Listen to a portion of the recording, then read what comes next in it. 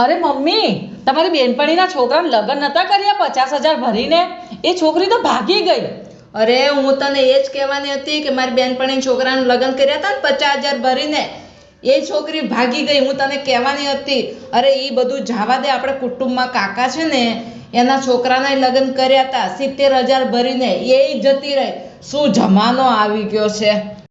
છી, શું માણસની સોચ થઈ ગઈ છે.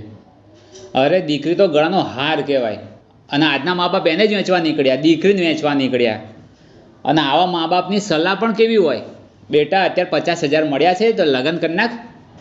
અત્યારે આપણે તો જે 50,000 લાખ આપણને મળશે ને, તો અહીંયા છૂટું લઈ લેશું, ત્યાં કરી દેશું. બેટા એક જગ્યાએ તાર ના ટકાય.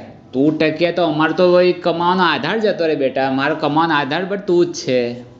આવી તો સલાહ હોય છે મા બાપની. અને મમ્મી એક વાત કહું, જમાનો બદલાઈ ગયો, પણ માણસોની સોચ જો આટલી આગળ વધી જાય ને, તો આની કરતાં મમ્મી જૂનો જમાનો તમારો જમાનો નહીં સારો હતો. અરે તારી વાત તો સાચી છે બેટા. હવે આપણે કરી શું શકીએ? હવે દીકરીને મા બાપ છે ને, દીકરીનું બહુ ઊંચું જોવા માંડ્યા, અને દીકરાની ઉંમર થાય, એમાં આપણે હવે શું કરી શકીએ બેટા?